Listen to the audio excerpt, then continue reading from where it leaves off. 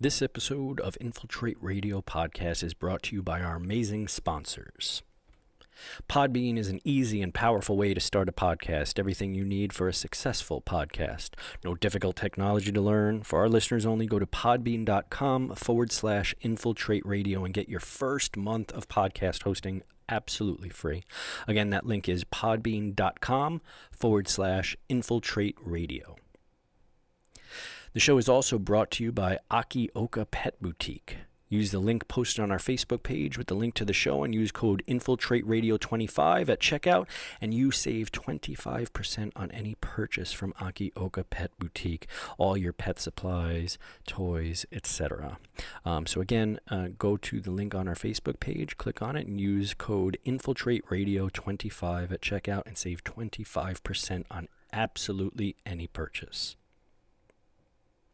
In addition, we'll post the links to any products we talk about during the show, such as the drinks we're enjoying or any other items we mentioned. So if you really want to help us out and support the show and keep us going, click on any of those links we post, and the show gets a portion of the purchases that you make. So you get drinks, you get products, you help to keep the show going, and we get to not be living out on the street. So again, just click on any of the links in on any of our posts that typically go to Amazon or other affiliates. So thank you guys for all your support, and here's another episode.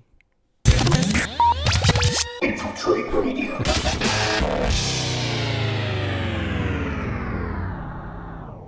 Recording. All right, so welcome to Infiltrate Radio. We are on episode number 51. 51. So we're breaking onto the second half of 100, Biz, finally. Wow. Yeah, it's taken some time. I mean, it's taken me years now to get to this point, just because there's been so many starts and stops to this whole process. But we've upgraded a little bit our production value, so hopefully this new look is befitting. We've got a cool thing that we'll talk about, just because we've got some a film guy on, Collin Arend. Arend, yep. Arend. See, I knew I was going to screw it up. You had the first time. I even verified it. But I'm Patrick Joanne. And I'm Biz LaChance. And why don't we start? And you'll hear my dog barking in the background. She's gotten accustomed to now thinking that she's badass. As soon as I let her outside, though, she cowers and tries to run back in the house if anyone's walking past. So Collin, what are you drinking there? What do you got? So I grabbed, while we had a moment, I grabbed some green tea. I grabbed some Stash Premium, and I just threw some Gunter's Pure Honey, because I haven't been on one like something like this in a while, where I've talked for an extended period of time. So I was like, I do voice acting, so I know very much prepping of the voice and the vocal cords. So I thought that would probably be a wise idea this evening. Yeah. All right. Good call. A little tea and honey. That's very apropos, I should say, for what we've been doing. I've been dry here for the last couple of months, and I was telling Biz I finally had a glass of wine for was it 3 days ago or 4 days ago? I was just getting this hankering. I'm like, I really want something. I had a glass of wine.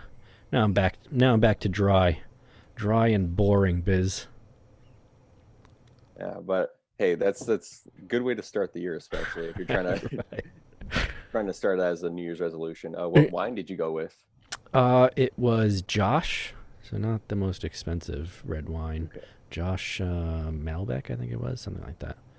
I don't know. My girlfriend Allie drinks it all the time, so I was like, hey, give me a glass of that. What are you drinking, Biz? What do you got? I decided to go with a Monster Juice, I guess this is. Let's see if we can get it for the camera. You love the Monster stuff, huh? I've never actually drank Monster on the show.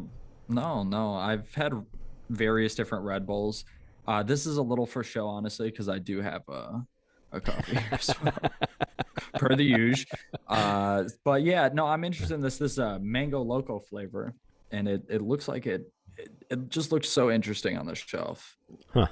That I was like, let's give it a go. Why not? I'm not. It's juice. I started drinking those I've got one of them, the Red Bull sugar free. Like I think right when the the pandemic first kind of started here and everyone went into lockdown, because I had this habit, Colin, of before I'd go to the gym, I was taking pre-workout for a long time. I don't know if you work out or you know about pre-workout, but Yeah. it's like the energy of the surface of the sun in powdered form. So I would take it before I would work out, and then I started, like, at night I'd feel like, I got like heart palpitations and stuff from whatever's in it. I wasn't taking a ton of it, but like every day I was taking it before I'd work out. So I said, I'm going to stop doing that. I'm going to go au naturel, and I started doing just shots of espresso. So like a double shot of espresso from Starbucks and like a black iced tea, like unsweetened, right before I'd go in, and I drink that the whole time I'm working out. It'd give me some caffeine. And then when shutdown happened and they quarantined everyone, Starbucks were closed for the first, I don't know, month and a half or 2 months, something like that. So I couldn't get, I wasn't going to the gym, obviously. So I was at home and trying to get myself motivated to do stuff at home. But I had to figure out something else. So the supermarket was open, so I started getting these Red Bull sugar-free. And now I can't stop drinking them, and I feel like that might be a problem. but they're good. I mean, they're calorie free, I guess. So I mean, it's better than the pre-workout from what you're saying, because I've been going to my local gym ever since they reopened, and I take like after workout, like supplement stuff, but I haven't taken the pre-workout, and I've actually been like, I was like, should I get some or not? But I think you've just convinced me that I shouldn't. Yeah, I mean, there's some of them. I was taking C4 or something, and just by the name of them, I don't know. So I don't know what they're putting in it, but it would like affect me. Like, I could drink coffee until I go to bed, and like in bed I could finish a cup of coffee and fall asleep. But like, I don't know, something in those was giving me bad like heart. Yeah. Have you always been a Red Bull guy? Like, have you been drinking Red Bull for years, or did Me? you just start because of the pandemic? I've never really done the energy drink thing. I worked for Starbucks for a while, so I was really into, like, I just always had a cup of coffee with me, or like iced coffee or whatever. But I don't know. It was just like, how about you, Colin? I mean, other than when I was in college, and I went to a film school, so of course all the other students had like energy drinks to pass around. So I'd always take one if someone offered one to me, because we were right. I went to like it's like the blood of the film community. Yeah, we had a poster at our school. It said "Sleep is for the weak," and like showed it was like an 8-bit like video game character that had like super baggy eyes and had like a Red Bull in one hand and a camera in the other. But that's so appropriate for college. I'm not just drinking the Red Bull, because I've talked about the Red Bull before, and I think this as well I've talked about, but I've gotten just into drinking. This is like I think this is a 2-liter thing of water, and that's like a turmeric extract with some black pepper in it. So I'm trying to chug like 2 of those a day. So we'll post links to all that stuff. But anyway, Colin, thanks for coming on the show, man. Thank you for having me, guys. I've been really excited about this. Yeah. So I have too. Why don't you introduce, I guess, yourself to the audience, and let them know what you do. So yeah, my name is Collin Arend. I'm primarily an actor. I've been working on a web series for the past few months. That's kind of been what's been eating up a lot of my current time. I also work as production. I work camera assisting, a lot of different things in the like Rochester, Buffalo, Syracuse film area. Biz and I have worked on a handful of jobs together, both as like actors and as crew. But yeah, that's probably, acting is like my main thing, and then like I went to film school and learned a lot about behind the camera stuff. So I spend a good chunk of my time also behind the camera. Sure. So are you? Because we were talking a little bit about the new setup, which is something, I think it's a little bit more cinematic. I've got a 50mm lens on here, so you get the nice. I like it looks so fancy. Depth of field. Yeah, the depth of field that makes everything look so fancy. I was using a GoPro for a while, that I had gotten a 4K GoPro, but you can't really do much artsy stuff with it. That won't give you a lot of like play if you want to do anything cinematic. Yeah, but I'll figure out some. Maybe I'll do like an undershot. It'll film my shoes or my sneakers as we're doing the show. We got to get we got to get someone to come in and do like a behind the scenes, how you got your setup, how I got my setup. That's true. We probably should do that. Like set up 2 cameras, one of the main focus. I mean, you could do that with the Instagram and the Facebook live feed. So set it up at an angle so that you can see your setup and everything. Yeah, maybe. I mean, I've got mine running on Instagram Live right now. So. Oh, are you? All right. Shout out to all the people watching. Yeah. So, anyone's interested in seeing that, just shoot us an email. By the way, I just want to drop that at the beginning of it. Infiltrate Radio podcast at gmail.com. Did I get that right? I think that's correct. Yeah. I forget sometimes, Collin. So, what got you interested in film? When did that? Honestly, I've kind of been making like short films and videos since like middle school.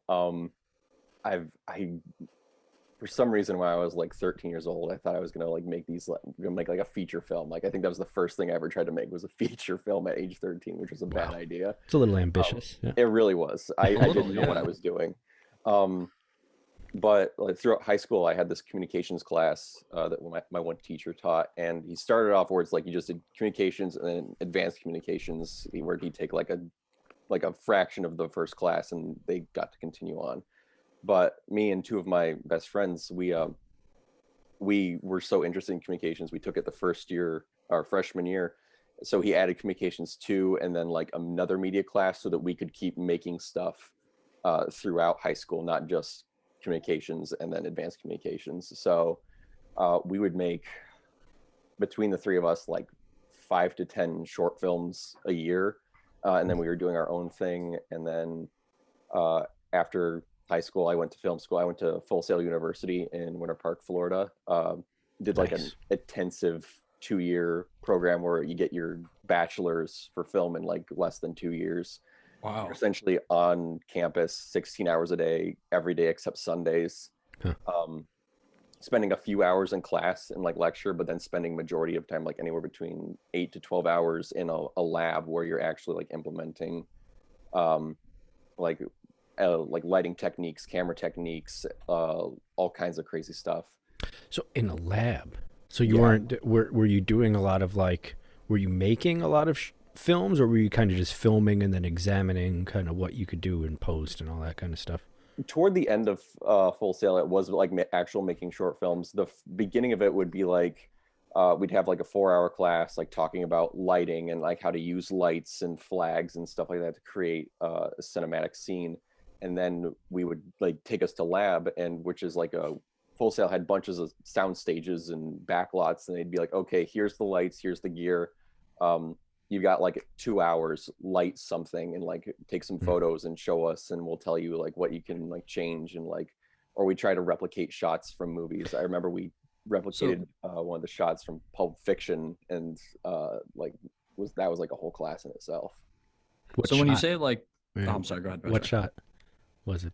I think it's the shot right after Vincent or John Travolta and Samuel L. Jackson's character, they shoot the 2 guys after the burger scene. There's like a shot of them standing, and there's a shadow in the background being cast from like a lamp that's on like a nearby like table or something. So they're like, okay. Do you remember from school what that's called? What are those called? Those lights?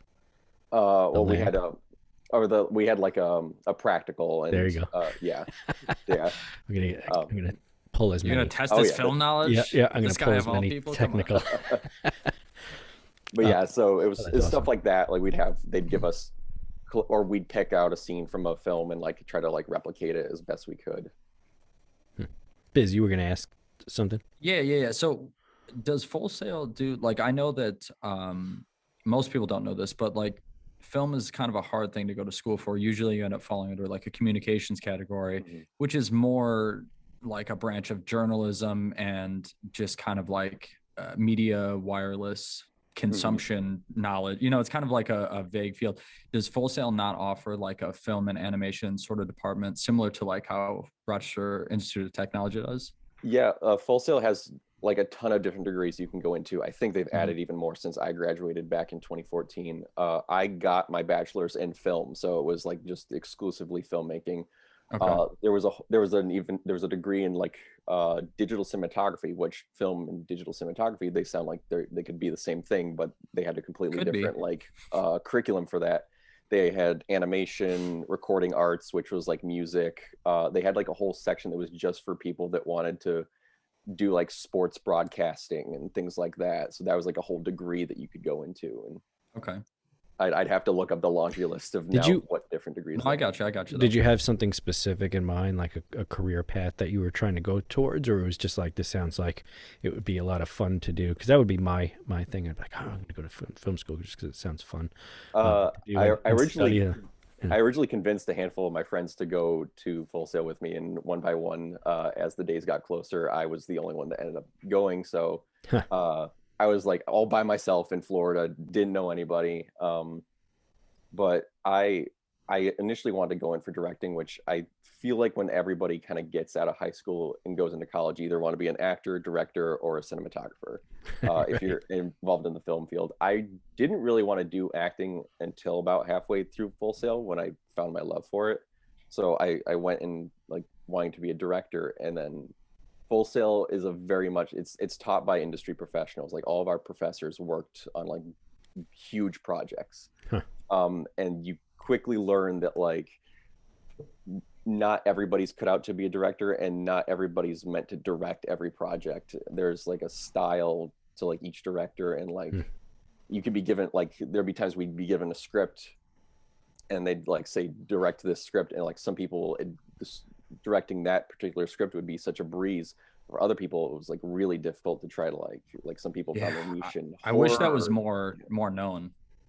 It's really, and so I'd say a quarter way through Full Sail, I found that I really enjoyed the acting, and then I kind of like transitioned that into casting director. So I actually kind of became like Full Sail's like student casting director. Whenever somebody had a project, they'd like call me up, be like, hey, the Full Sail had like a casting building, so we'd like set up a time, we'd set out a casting call, and like I would just need like a casting assistant, a camera operator, and then like a casting runner, which was someone who would like bring the talent from the lobby to our room and like help them fill out paperwork. And I did that for like 10 projects while I was at Full Sail.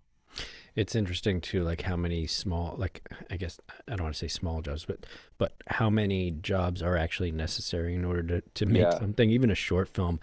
Just the sheer volume of people and a director and a producer, the amount of I guess management, and people don't learn that until you're in that situation, what that means to manage a large amount of people and personalities and emotions and potentially dietary needs and stuff like that. Yeah. Oh my God. That's a big one. That's a huge thing. It's, as I've learned, is like when it comes to like budgeting for like any sort of project, a huge chunk of that is the food and making sure people are properly fed. Yeah. And I think that until you get into that, that position, you don't realize the difficulty of it. And I think it's good for an actor or someone that's like the talent in anything to understand a lot of the back or the behind the scenes stuff too, the directing, the producing, even the lighting, and I've said this before, I forget who was on when we were talking about it, but in any field, like even as a musician, to know what the sound guy's doing, and even if you're not technically artistic enough to be able to pull off what they pull off, to at least know kind of what it is they're doing, so that one, you can talk with them and engage with them and get a product out of it from being able to work with them. But two, just understanding where they're coming from, if they're getting frustrated or something, or trying to change something or whatever. Do you find that, because did you get a chance to actually direct a few pieces while you were there? I did. I directed a couple. We would have like these, our bigger projects were usually one short film, but it was like on a huge scale. But of course, everybody's got ideas and scripts and stuff. So I think I directed 2 short films while I was at Full Sail.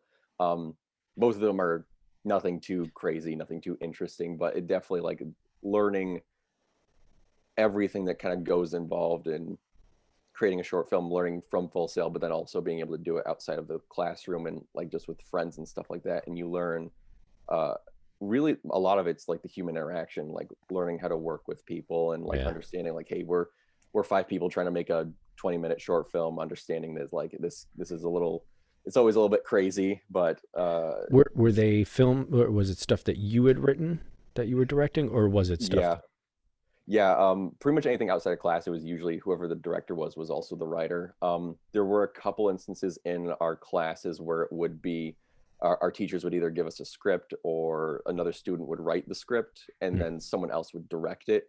I remember for our final project, you had to, if you wanted to be director, which I wanted to be for the final project, you had to like go in and interview for your teachers, and they would pick whoever the best candidate for the script was.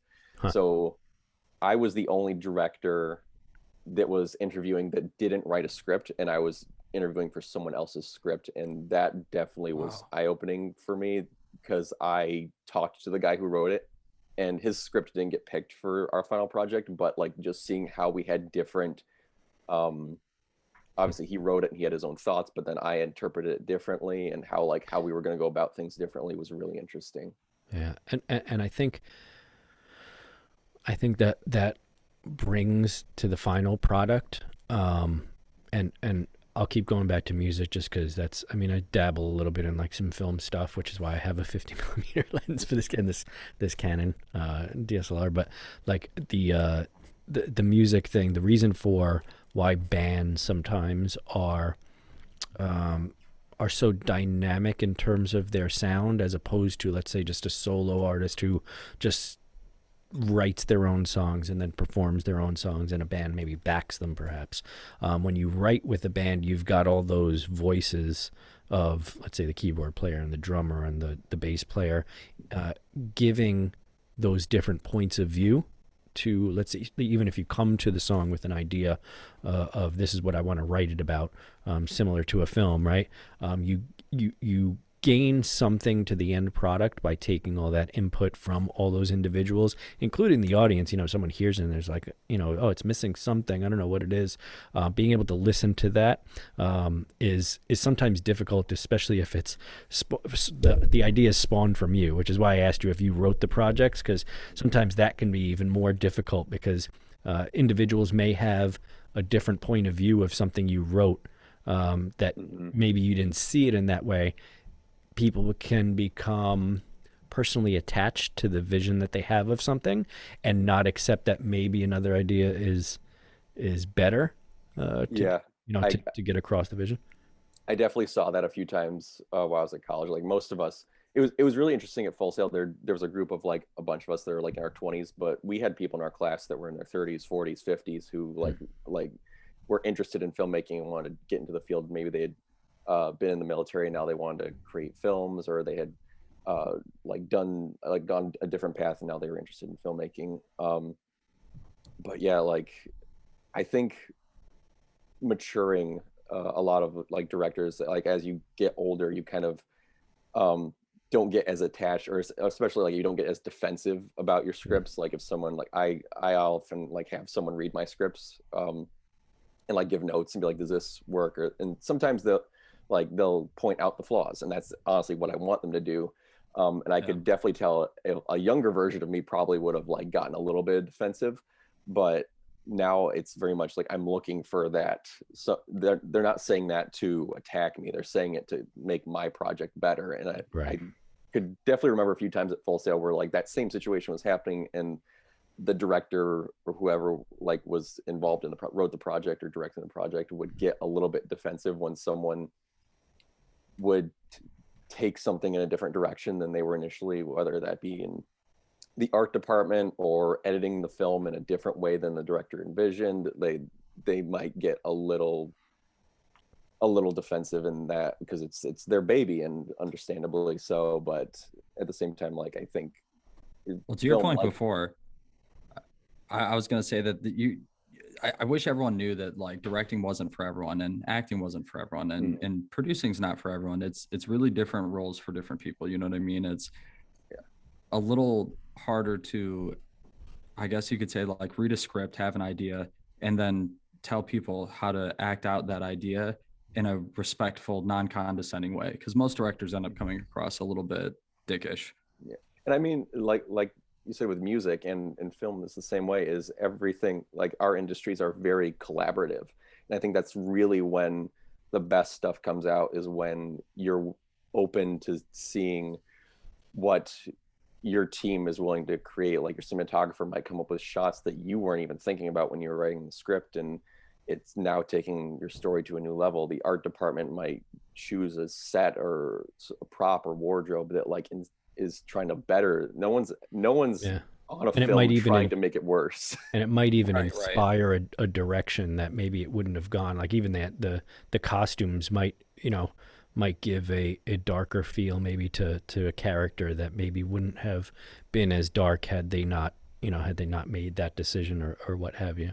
I think that those are the best, the best, the best products, I guess you can say, but especially in the entertainment world, in the creative fields, like when that's magic, when the interaction between individuals and artists are led by someone, and I guess this is across fields. I mean, that could be in sports, that could be in a business, it could be just any any organization where there's a strong leader or the right leader for the situation or experience, like the right director. Your teachers, you said, were picking the directors and probably somewhat randomizing them to get everyone experience, but probably in another sense saying this actually is the best person to do this particular project. Really what ends up coming out of that is magic, like when people work together and there's a communication that happens. That's why great like legendary bands, legendary films that happen don't come from, let's say, just the lead singer or songwriter of that that band, which in some cases I guess it could be like the Beatles. You had a couple of really good songwriters at the front of it, but the whole band together and the way they communicate, or like Star Wars, the whole team that built that built that experience has to work in a way that that delivers that, and without everyone in that team and without the leader recognizing the benefits of all those people in the team, you never really get to that. And I think it's such a strong idea, because it's difficult sometimes for people to allow themselves to be out of control, especially when it's an idea or something of their own. So what made you decide? I mean, did you find that you were having difficulty with being successful with the directing role, or was it more you found you didn't really enjoy it's not necessarily that. It's directing's a huge job. And when I moved back to the Rochester area after I graduated from Full Sail, and there weren't there's not a lot of directing jobs in the area, unless you're going to make your own short film and put up your own money, which I've been doing in recent years. But directing's a hard job, and you're invested from like the day you start writing or directing the project to the day it's like finally on whatever platform, and you're like promoting it, and it's a never-ending thing. So unless you really, really love the project you're doing, like I had a long, I'd say like a 5-year thing of just directing sketch comedy, and that was easy. It was short. We were able to shoot like a whole short in like a day and like edit it in a day, and it was like awesome, and I loved those. But when I wanted to start pushing myself into like other things, it was like, okay, this short's gonna take up half a year of my time. Right. 15-minute film can take and sometimes it's nice to not have to be the one in charge. Like it's nice to help someone else out on their project, or be able to like just not have to have all of that responsibility on your shoulders. And like I said, there's not the Buffalo, Rochester, Syracuse area. The film industry is definitely growing over the past few years. And I've talked to a few people about directing projects that they're like, oh, I'm looking for a director, like I'm a writer or I'm a producer, but I don't really have someone. And I've talked to them about it, but at the same time, it's like, it's hard to take someone else's project and go with it. It's a really weird situation, and I don't necessarily know that I'm the best person to do that. Yeah, and I think that's what there's some individuals, so people that we've had on the show that are entrepreneurs and kind of leaders in whatever the field is that they're in, and there are people that can, let's say, deliver the content. So I think that you need to understand in order to be in the position and to find the position that really suits you and makes you happy. I cut out there for a second. You're good. Having experience being a director, I think, is a benefit to you wherever in the film industry you end up being, is, something where you understand where they're coming from and the amount of work that it takes to get there, including, like I said, even just the lighting person, how much it actually goes into that. And sometimes you're on a set and it's taking, hours and hours to get just the lighting correct. You said you had whole class. You don't say. Yeah. Whole classes, and Collin right? actually were on a film together that was the case. Yeah. And that's typically how features go. But thankfully, I think Biz and I have both had enough experience where the positions we were in, we were totally understanding of like what takes time and like right. be done. So yeah, I think they filled some of the positions of that film very well. Some of the other roles questionable, but I think that a lot of the people that worked on that knew what they were supposed to do, did it safely, and didn't have any major hiccups, which is rare sometimes when you get a bunch of strangers together for 6 weeks to Sometimes too, though, Biz. I mean, I think in an organization, whatever it may be, right? Like you're on a film set, or you're in a band, or you're in a business, or whatever, and you're putting together a group of people. There does come a lot of the time, where maybe the best person for that particular job isn't there or doesn't exist. Maybe maybe they exist, but they're just not there for you to grab them, or they're out of your price range, or many. The list goes different on. thing. And I think what it comes down to is when someone is in charge of the project, or there's a leader there that can still direct people to assist with getting it done. I think that makes a huge difference. Like the director or the producer, or maybe it's not even any of those people. Maybe it's one of the actors that forces everyone to level up and take a, not in the Christian Bale way where you start yelling at people, but one of the actors on there, on the set where it's just, they're so phenomenal that everyone else is like, we got to step up our game because this performance is calling us to do that too. Morale is such a huge thing on set. Like one bad day can like just sour everyone's mood. But if you've got a good team, that especially like once you get a team where you've worked together on multiple projects and they know each other, and morale's good and people are excited to be on set. When people are like excited to be on set, there's not a lot of projects where I'm not excited to be on set, but those ones where you're like, oh, it makes the day just go so much longer. And Right. So is it during the quarantine, being locked down and all that? Where are you now? Or you're in New York, right? Yep, I'm in Akron, which is about 30 minutes outside of Buffalo. Okay. So were you creating? And I asked this of a lot of people, like what when lockdown happened? There's because I know creative people get restless and they get kind of crazy not doing their art, right? Me included.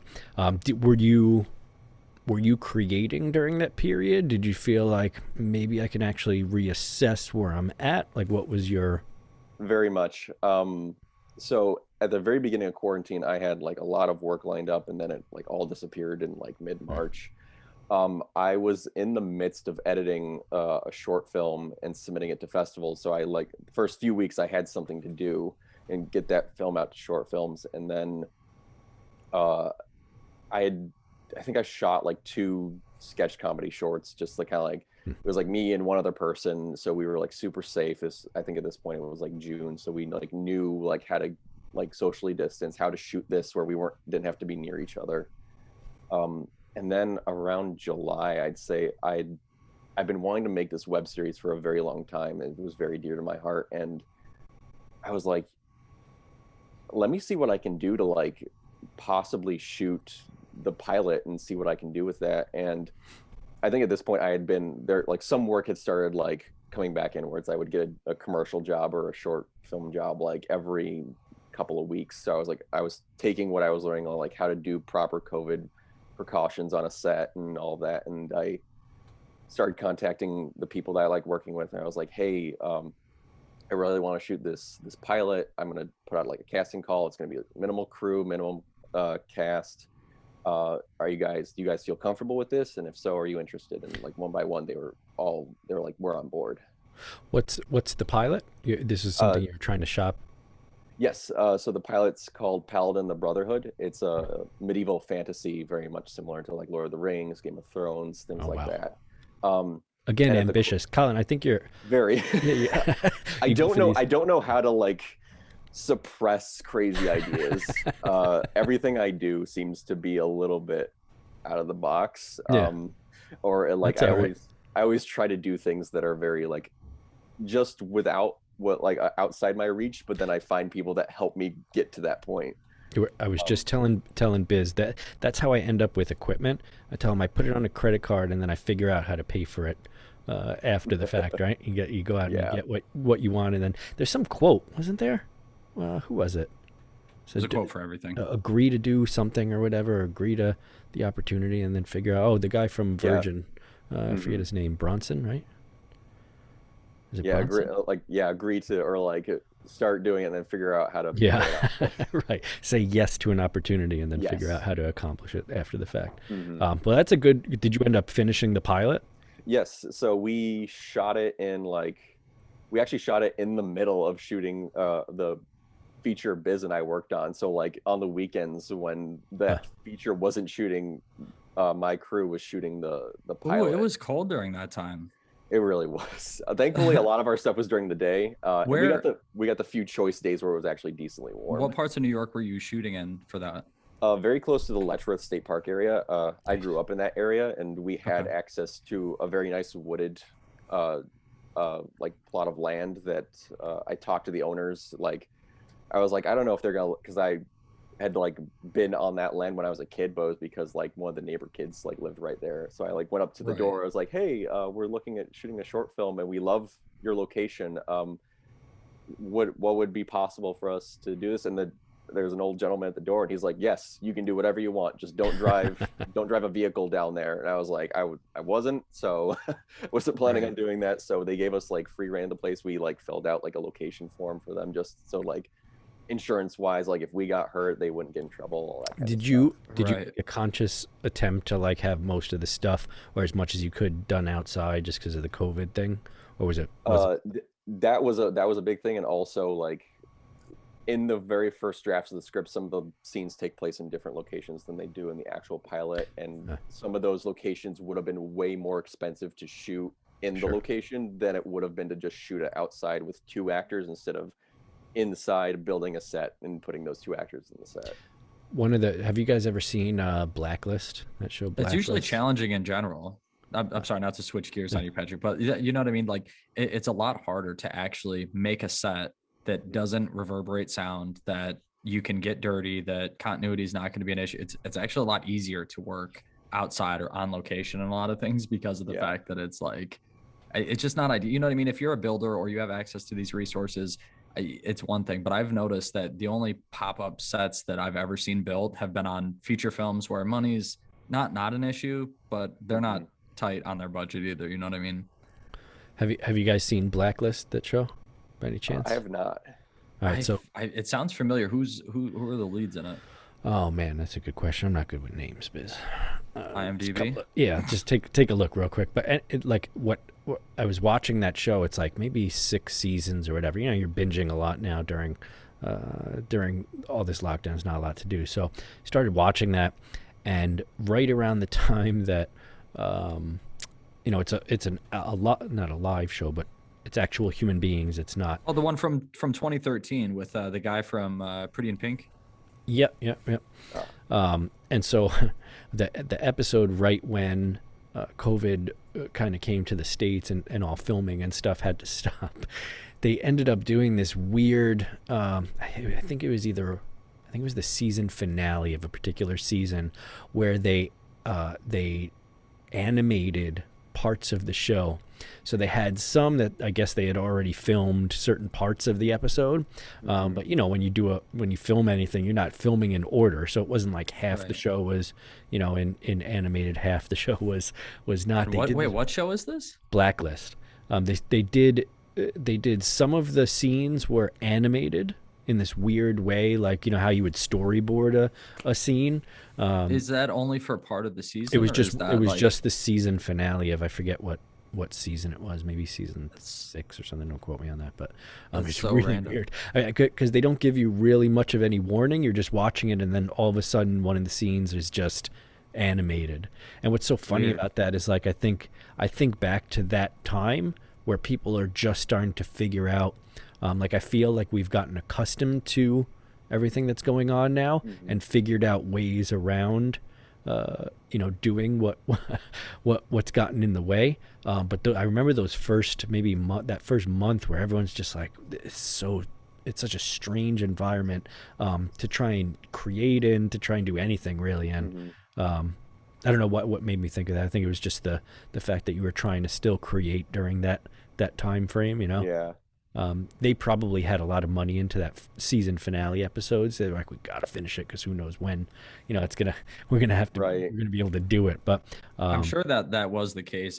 You know what I mean? I've seen that play a little bit of a factor. I mean, some shows that try to remain relevant, I've noticed, like This Is Us, and like a lot of the shows that are on primetime TV, they've normalized and mainstreamed, hey, it's 2020, we're wearing masks as a pandemic. You know what I mean? So even I think SNL, there's something to be said for shows that do that. The opening to Saturday Night Live, I think I watched the last episode that was on last Saturday or whatever. But the intro to it, a bunch of them have masks on in the intro, like they completely reproduced the intro. It doesn't take much effort, you know what I mean? And I've seen, you know what I mean, like a film where you're trying to capture 2006, but it's filmed in 2020 or 2021.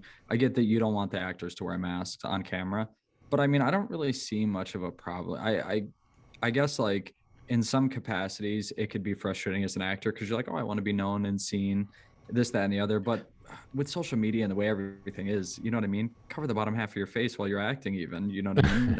if it's a modern, Are you saying think of it as a challenge?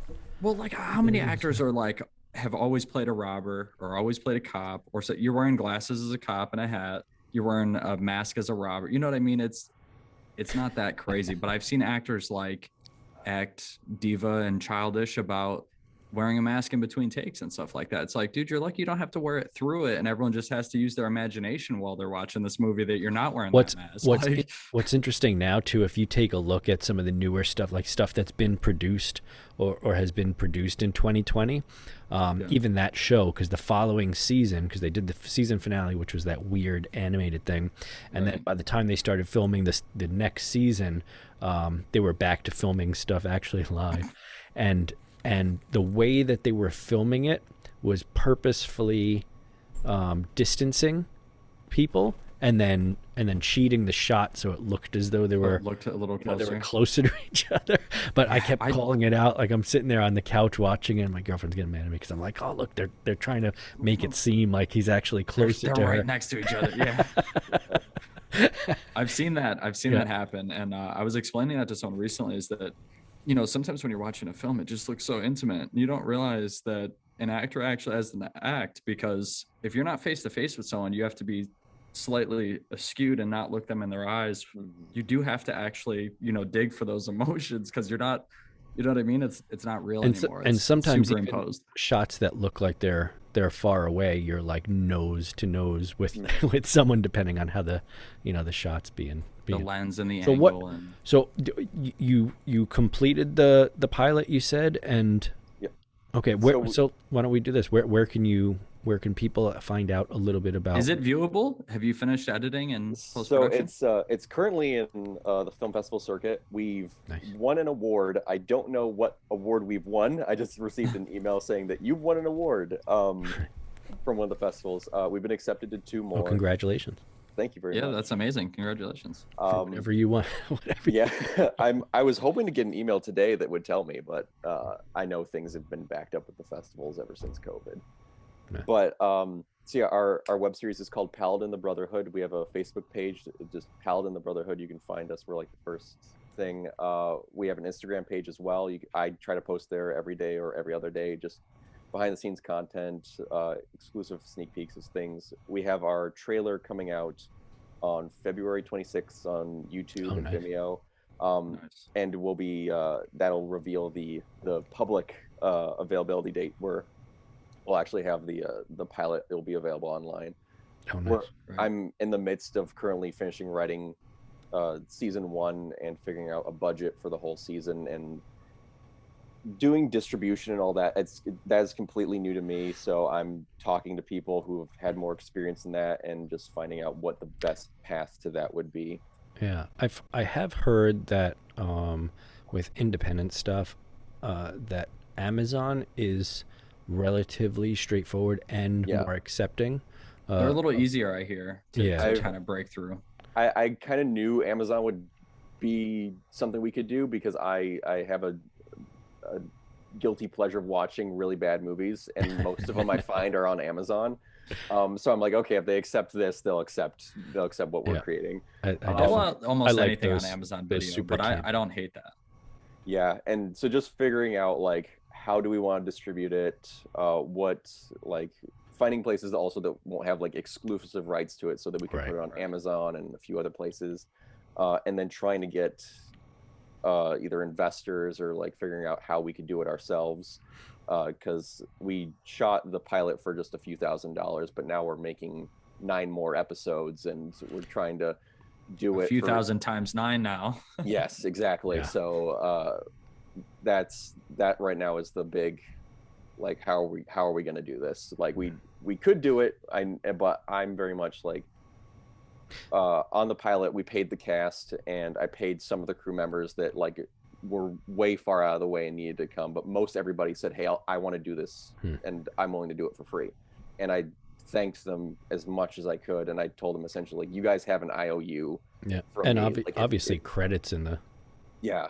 Stop it. Yeah, but that's my big thing is like the people that worked with me on this, I want them to work on the coming season, and they're an amazingly talented group of people, and I want to compensate them for their time, and I don't want them to feel like, oh, like I'm setting aside several weekends and I'm not going to get paid anything. And I know it'll be fun and I know we'll all have a great time, but I also feel that people should be given compensation for their abilities, for their skills. And like, I'm very much like, I understand, like, and then it's also like, you can't commit to a project necessarily if you're not compensated, because I unfortunately I've had to turn down projects that I wanted to do that were free.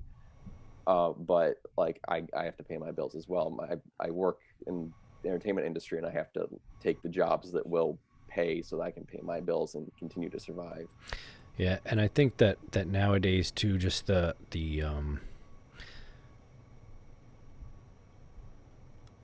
content has become so commoditized and so, I don't want to say cheapened, but everyone has the ability to create relatively high content, or high production value content, and so what that does is it brings down the value of the the potential end product. Not saying that it's not valuable, but I'm saying like the monetary value of the end product, and so the amount of money that can go into it needs to be lowered in order to deliver that stuff. And that goes for music too. I mean, nowadays, in order to you see musicians, selling perfume and selling all this stuff, which they've always done merchandise, but it's getting to the point where, you're even seeing, if you pay close attention now to commercials, which I know most people are streaming stuff now, but if you pay really close attention to commercials, you're seeing big actors and actresses in like, Pantene Pro V commercials and shampoo commercials and stuff, because they're not getting paid the same as they would have, let's say, 15 years ago or 20 years ago. I don't actually think that's true. I think what it is that before the days of social media, where you got to see the daily lives of your favorite celebrities, it really comes down to Let's use Adam Sandler for an example, because I use him for a lot of examples when it comes to like the film industry and how it works. But he, how do I want to say it?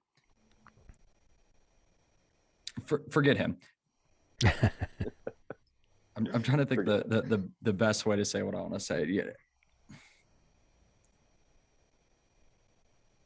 And also, like, if you like look at like at least acting in a certain way, it's like commercial, you always get paid the most, and then it's like television because it's consistent, and then film, and then theater, where it's like I have so many theater friends that I don't know, they have to love it with a insane passion because they usually don't get paid much, if anything. But then you look like if you go on Backstage or Actors Access, which is like these acting casting call websites, you're seeing some like 1 day acting jobs for a commercial for $3,000-$4,000. Like it's crazy. And then it's like you look at a feature film and it's like, oh, every day you get like 125 or like $125 compared to that. So it's like, I think a lot of times you didn't used to be able to see that your favorite actor was delivering pizzas, you know, for the first couple of years before he made the bump from D-list to B-list. You know what I mean? Like, yeah, we didn't used to see that. So I think that's part of it. And I think that a lot of actors, they're a little bit, and only a little bit, more modest than they used to be. A lot of film actors, I feel like, don't feel like they're above being in a commercial or being in TV. And up until like the 90s dramas of like NYPD Blue and The Sopranos, being in a TV show was like, you're not an actor, get out of here. Like your soap opera dramas don't count. Like, you know what I mean? It wasn't as respected to be anything but like a feature film actor, I feel like, before the wave of social media and everything. Yeah. But I mean, you have to admit that there is, and I agree with you that, you know, seeing kind of how the sausage is made is part of it too. And the work ethic, right? Getting up to that point. But I think even the points like those, even the Beyoncés and the big superstars now, comparatively to the past, the amount of money being generated by those individuals just from the performance and recording, let's say, and just from, let's say, the film and the box office, right, is significantly less, especially now that theaters are out of it for the time being, so to speak, because they're just streaming. So there's just not as much revenue coming in. So you can't end up paying the amounts that you were paying in the past to individuals, both, you know, behind the scenes and on screen and on, you know, the talent themselves. I think that it's a good thing that it's being commoditized because it democratizes the ability for individuals that have a creative idea to be able to go out and make stuff and make fantastic high production value things relatively inexpensive, because for, you know, even $2,000 whatever, a few $1,000s, you could make something that would be equivalent perhaps to something that would be produced by a major you know, a major production studio just with a couple of teenagers, and that's happened, you know. Sure. And I think it's both a good thing, but as that happens and as that opens up to more and more individuals, I think there's an inevitable, you know, there's so much flooded. It's supply and demand. There's so much content out there now that to have anything be worth so much, it really needs to fight its way through so much more to you know. And we consume so much more than it used to be too. You know what I mean? Like that joke is like that joke from Billy Madison had to last us 10 years. You know what I mean? It's we consume so much garbage and so much good, you know, through the internet's means of connecting. It kind of it like saturates our view on like kind of what's funny. It like, I feel like memes have changed what humor can be now. Things that are beyond dry humor, like so dry that it's how did we get to this point that this is comical? I think there's also, and what I mean by commoditization of it, and the not cheapening, but it's become less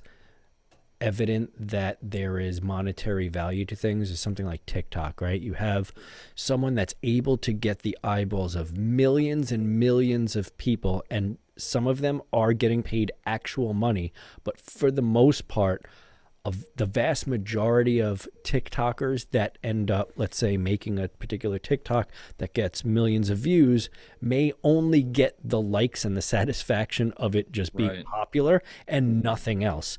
Normally, like back in the day, if you had something that you could hit millions of eyeballs with, that's worth real money. It was worth right? a lot of money, It right? still is. I agree. I'm not saying that it's not worth anything now, but it's becoming less valuable as the ability to create more comes into play. And I think that what creatives, in my opinion, should take this as is an opportunity to deliver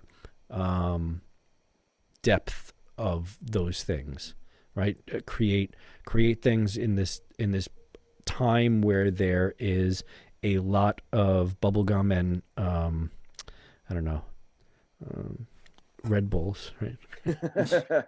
Just those quick things. There is the ability to take your time and make something that's a deeper product, because in the end, I don't think you're losing that much by doing that, right? You may get millions of eyeballs, but what are you getting? Not as many likes. I think it also kind of devalues the actor, the director, the cinematographer, kind of all of that too, because I guess like if you can reach millions or inspire millions or humor millions of people through your phone and your attitude that you have on your social media, like TikTok, you know what I mean? Like it takes away from someone that's willing to spend 12 hours on set to film 3% of a movie. You know what I mean? Yeah. Like Yeah. it kind of, you don't need to go to a theater to be entertained anymore. You could be entertained for hours from billions of people that connect to you through an app like TikTok, for instance. But yeah, and I guess also like what's the, because I will admit like our industry is oversaturated right now, but it's like I'm one of those people that wants something that has, like you were saying, depth. Like I want to spend 2 hours watching something that has like some like emotional connection to me and has like layers that stays with you. You're thinking about it in the shower for weeks to come. You know what I mean? But then you also have someone that could like sit in bed for 2 hours and just scroll on Instagram or TikTok for 2 hours. And they spent the same time, probably both entertained similarly, but just in different ways. And it's right. I guess, agree. I think age-old people probably used to say this about books when movies came about too. You know honestly, what I mean? though, like, you'd spend more time reading, and it's better for you. You think about the book a lot longer than what you'd watch. You know. Well, I think also like there's the desire to hit as many people, but I think more so like especially as I get older. You know, I'm 40 this year, Biz. Oh my God, I thought you were gonna brush over it. Why? I mention that in every show. It bothers the hell out of me.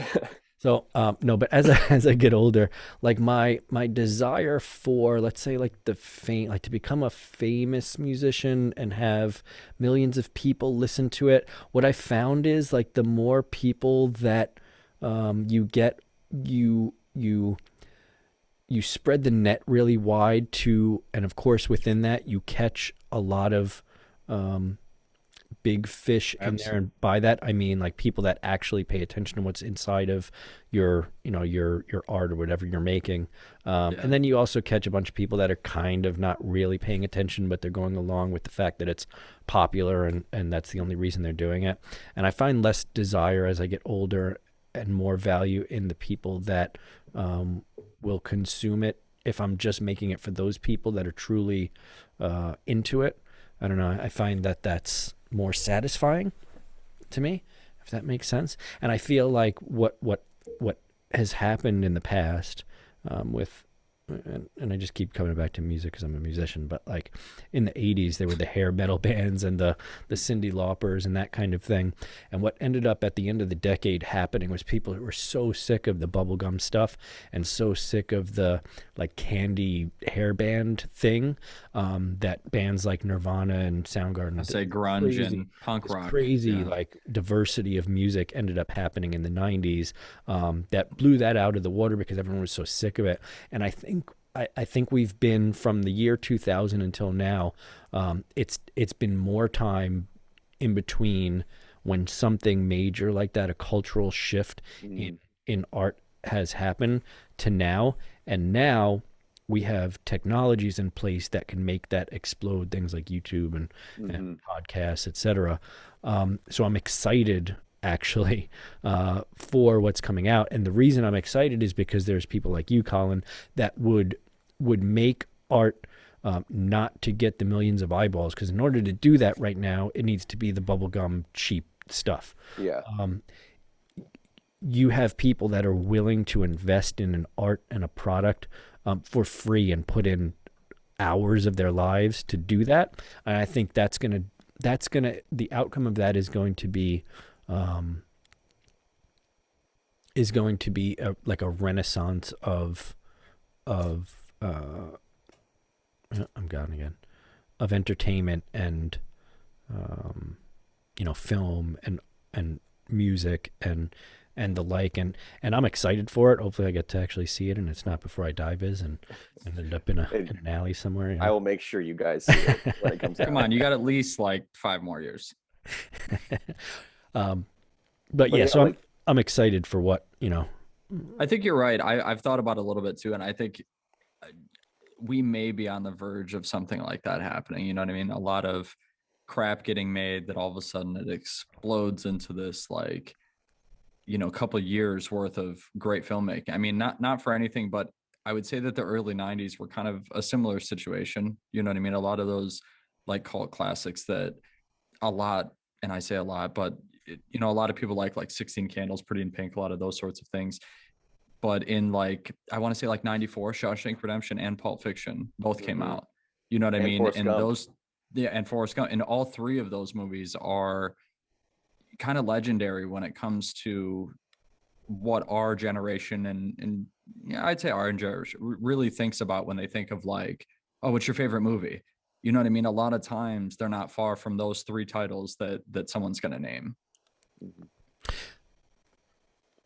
When you look at, Collin, your future kind of projects, or maybe you have something in the works now, what do you see yourself moving towards?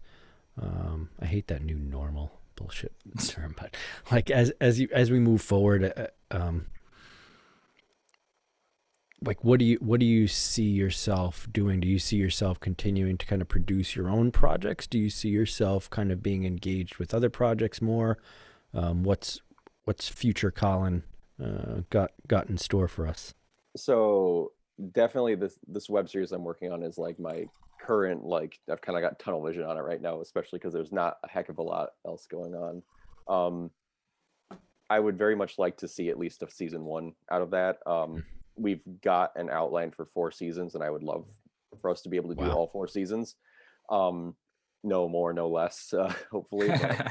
But it's got a definite like beginning, middle, and end, so we know we're not gonna. And because it's independent, and because it's like also it's like each episode's like 5 to 15 minutes long, and being independent, we can make it however long we want to tell each episode.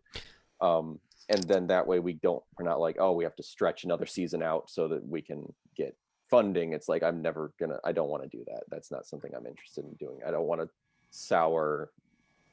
have a sour season just for the sake of having some extra money. That's not what I'm interested in. The Game of Thrones really tainted your envision of and I'm not being funny, just because it's like a similar genre, and because so many people were so invested and then so let down by kind of what happened. Like I started watching that series super late into it, so I didn't really have a problem with how it ended. But like my wife watched it from beginning to end, and a couple other people that I know that did, they were so dissatisfied with how it ended. They feel like it was just so rushed and so forced. And honestly, like from what I like George R. R. Martin is like, I love listening to him and his interviews, and he said they could have made 10, 11, 12 seasons with how much content were in those books, and they could have gone into more detail on more characters, which I felt like they could have done more, but it felt rushed. It felt, the last 2 seasons especially, like I would have loved to see more plot lines like fleshed out and then like completed. I felt like there were some things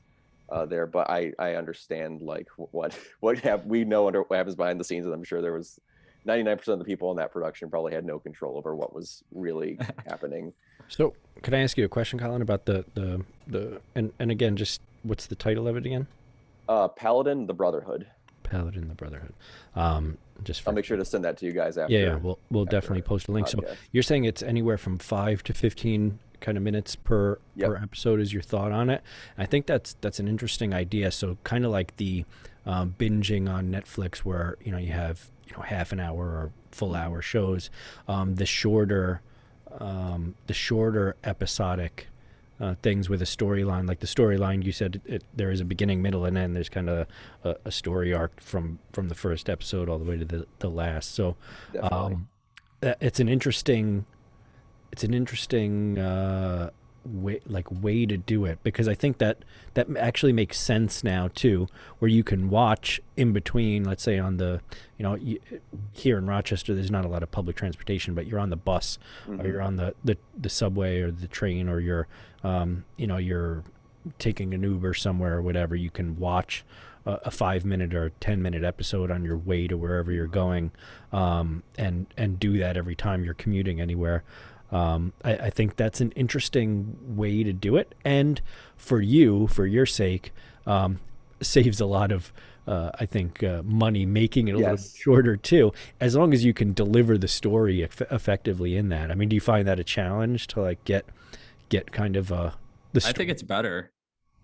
And honestly, I did. So when I went to create at least the pilot, I looked up advice from every person I could find that had made a web series, especially a drama, which this is primarily a drama. And it was keep it 5 to 8 minutes long. Our pilot episode is 14 and a half minutes. They're like, don't do visual effects. We have that. Don't do fight scenes. We have that. Don't do a period piece. We're a medieval fantasy. So I kind of broke all the rules, but we made it work. And that's something that I think I'm hoping that, 'cause when I was looking up other fantasy web series, there's not a lot. There's a handful, and unfortunately a lot of the ones that I really liked, I was the last time they put out an episode was 6 years ago. Right. And they probably aren't produced in a very good manner, I would assume. They probably look a little campy. There's a couple good standout ones, but there are a lot of you believe it's medieval, but people are wearing t-shirts and things like that. So how authentic were you able to keep to your wardrobe and your I have to tip my now hat. that you've seen all the footage and everything, you've seen the accidental Starbucks cups and the accidental t-shirt guy, and I have to tip my hat to my art team. They created some amazing costumes, and I would give them an idea of we wanted these helmets or masks for these evil cultists that were in the episode, and they made them out of EVA foam, so they were super lightweight. And I was can you make them look stone or make them look rusted and stuff like that, and they look amazing. Did Patrick Marsh work on this with you? Yes, sir, he did. He was my art director on that.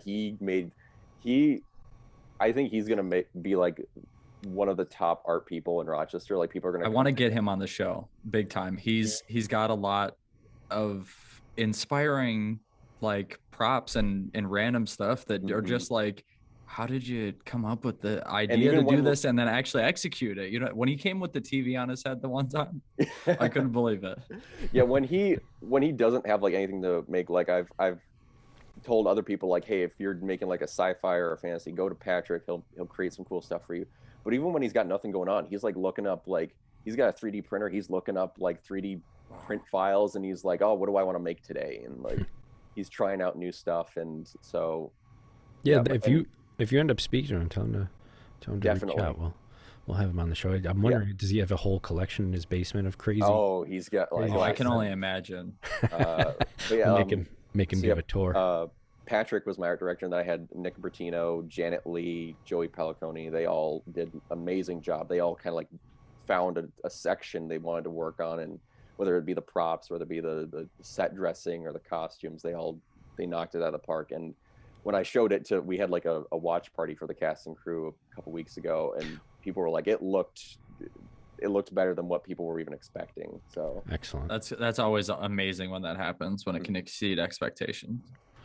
Yeah, and sometimes you're doing stuff in while you're actually filming it, and you don't know what the end product's gonna look like, and you're and in editing, there's always some magic that can be done.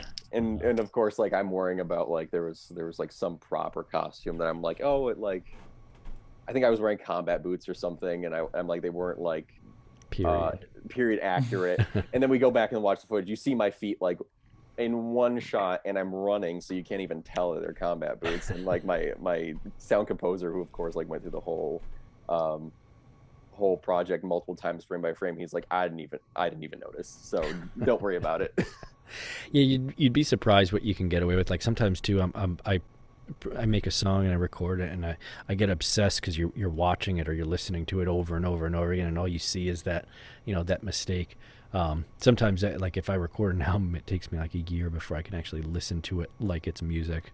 I can't tell you how paranoid I was editing Paladin on the final draft. I was watching it like 100 times to make sure there wasn't like a frame that would like cut to like one shot, or that was like there was some like something in the background or something was out of focus. I was so paranoid that something was going to be wrong, and then thankfully there was nothing. If Blacklist can just randomly animate scenes without even blinking or letting anyone know, just animate scenes in it, if you have non-period boots, I think people will let you get away with it. So what do you what are you doing right now? Are you still pretty much trapped in your house? Are you actively like going out to try and produce this new series? Right now it's pretty much stay at home. A lot of it's been writing. We're hoping to shoot 9 other episodes for the season 1 of Paladin. I've got up to episode 7, so I've got 2 more episodes to write, and then I'm meeting with my script editor via Zoom, and we like go through a couple scripts at a time, and he gives me notes like, hey, like this could be tightened up. I want to know more about this. It's usually he wants to know more, and he wants me to tell more on the page. Did you mention? I'm sorry. Go ahead, Patrick.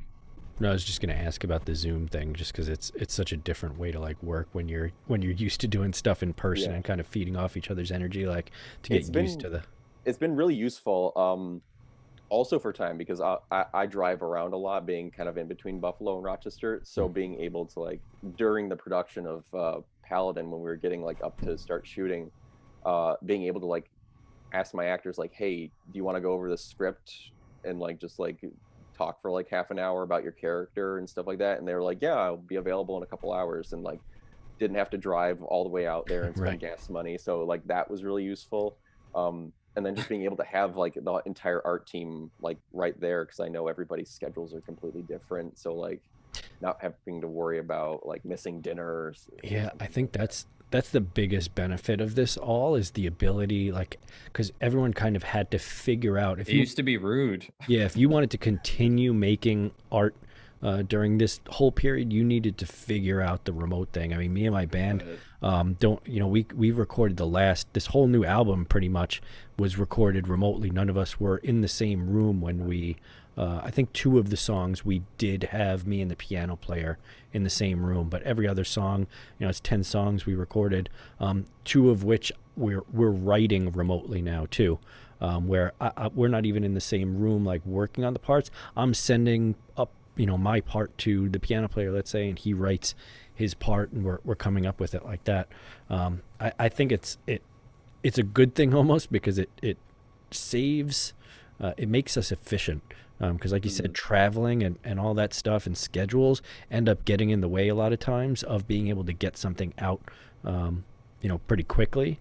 So hopefully you've gotten that process down. I mean, for me, like on the opposite end with like acting and stuff, I've done one project where it was essentially they had me like set up my camera and they were directing me, and that was really awkward. Maybe also because it wasn't like it was like an international job, so it was there was like a bit of a language barrier. But also, like, I just recently did an audition, and it's weird because I'm looking at you guys, but at the same time it's like I was speaking with an actress, but she's like angled like this, because that's like what her webcam is here, but her computer is here. So I'm looking at her, but she's not looking at me, which made things weird. But the casting director seemed to like it, so it was like it's interesting. That's exactly what's happening with me. I have the monitor this way, but the cameras are both this way. Yeah, I've tried to. I wish I could. Maybe I'll take a picture of my current setup and post a picture of it, but it gives me the ability to So I have my iPad mounted just below my camera, so I can actually kind of still see you even though I'm looking right at the camera. So eye contact, it's difficult because I keep wanting to stare you right in your eyes, but I think it's it's easier to actually have a conversation with me if you feel like I'm looking into Yeah. I apologize. I'm probably looking down at you. I think that's another problem that I think if they solve that would make the video chat thing a lot more MacBooks are going to start personal. making the webcam in the middle of the screen. Yeah, like built into where it'll move around on the screen, so it follows the person. Like what's that Facebook thing that does that? It's like a camera that like rotates and shifts around as you move around on video calls. That's following you, but I would need like the camera following your eye. Yeah. So when I'm looking at you in the eye, Biz, it's the camera's right. I don't know. I think cameras might avoid that for the mere fact of you're not supposed to make eye contact with the camera in the acting world. So. Yeah. Well, you could turn it on and off, right? For video chat, I think it makes sense.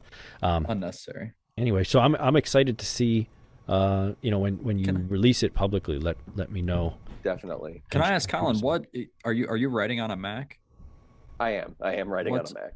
What program do you use for script writing? So I'll do an outline on just like the notes. Like I'll just like do like each scene, like a breakdown, like, okay, this is what I want the characters to be doing this scene. Like your storyboard on notes. Yeah. Yep. And then I'll go into Celtics, which is, I think it used to be free. I think it's like $20 now.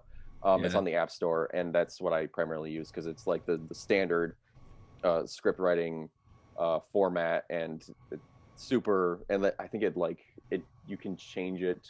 It has like the standard film version, but also you can switch it to like stage or something like that. In game, yeah. Writer Duet and Celtics are the big ones that most people use, but I always try to get off on the free ones. You can do. I don't know if is Pages included. It is, but it doesn't have a script. Well, you could probably download a script, right? Open it in Pages and then just create your own kind of, template from that. I've done that in the past. Maybe. Just download any random script and just cut out stuff, Put X's there. XXX. Biz. Maybe one more X just to make it. Right. Just to make it, like really over the edge X-rated, is that? Don't say edge. All right, so Collin, big question: are you getting the vaccine? Or you're not getting the vaccine? I would love to get one as soon as possible. My girlfriend works at Wegmans. She's on like a list, but they haven't given her like an exact date. Really? When they're obviously doing like everyone 65 plus, and then like the frontline workers, and then everybody else who works at the stores. But I heard that if like at pharmacies or like anything like Wegmans or CVS, if you go there because they have like a set amount of like vaccinations they have, and someone doesn't show up for the vaccination, you can be on a list and be like, hey, I'll take the, because I think after 5 hours the vaccine, it has to be refrigerated, and then after 5 hours it won't work as well. So I've considered doing that. I'm gonna cut this out of the video so that we don't share that. I want to be on that until I get it, and then I'll release the video with it. But yeah, I'm really thankful that I know a handful of people that have gotten the vaccine so far, so that makes me feel comfortable that like. Have they gotten both doses or just the first? 2 people I know have gotten both doses, and I think like 4 or 5 people I know have gotten at least the first one. I know I think it's like a 20-day wait period you're supposed to get, something like that. Yeah, I know a bunch of people that have gotten the first one, but I don't think I know anyone that have gotten both yet. Just I'll do a quick news thing just on that. Just here, we'll cut for 1 second to the news. All right, and we're back, and that cut will exist in the future. Great. You know how this all works, the magic of movie making. But I'm staring at my TV screen over there that's got Google News up, and Pfizer expects to cut COVID-19 vaccine production time by close to 50% as production ramps up, efficiencies increase. So it might be that they're going to get a lot more out there, which would hopefully get that vaccine. You guys remember when it all started? They said it was going to be like 18 months minimum before they could get one. Look what happens when you really put forth your best effort and try. Like that's true. It should be almost half that. Yeah. Well, you your where you direct your sight, right? Your vision is where you end up going, man. It's where you always land. Yeah. If you're skiing, don't look at the tree. my dog's barking away there. So, Collin, I just want to thank you, man, for coming on. We'll wrap it here, but thank you both for having me. I was really excited. This has been awesome. Yeah. And once the full series gets underway, if you want to come back on, you guys could probably hear my dog barking in the background. Once the full series out, let us know, and we'll have you on again, and we'll talk about it and all that, and see all the trials and tribulations that you went through trying to get episode 2 done, and what that took. Hopefully by that point everything will be back to semi-normal, and people will be able to hug each other. And we're looking at shooting the first season in like August, September, October, so we still got a little ways out. And we're gonna be spending see what it looks like then. We're hoping good things. All right, excellent. Let's hope so. Well, Collin, thanks for being on the show, man. We've got who's our guest? Biz, do you have available who's our guest? I have my email right here. It's just we got Matt. Oh, I don't know how to say his name. Matt Guarnier. He's actually I've been through this whole quarantine thing. Loving Cup. I don't know if you've been to Loving Cup at all, Collin, here in Rochester. So it's a kind of a music venue, sort of. Like, they do food and all that stuff. But he runs the open mic once a week there, and I've been going there pretty consistently for years, just to like test out new songs. And it's kind of like my poker night, you know what I mean? I go out there, have a few whiskeys, and play some music, and I get introduced to a lot of new musicians too that are just maybe performing for the first time, and I like watching that, just because it's fun to watch like new musicians like finally get a chance to be on stage and either mess up or they're fantastic or whatever. Just all of them. It's great. But so he's going to be on the show, and he's got an interesting story. He's been doing some archiving of records here locally. So we're going to talk to him, and he had a band back in the day too. So tune in next week too. Collin, again, thank you, man, for coming on. I appreciate it. Thank you for having me, guys. Shoot us that link. I'm Patrick Joanne. And I'm Biz LaChance. And we will speak to you a-holes next week. Don't name call. How do I stop the recording, Biz? How do I? Oh, jeez. You're letting your 40s show. Oh, here we go. Yeah, my 40s. All right. That was next time. Infiltrate Radio.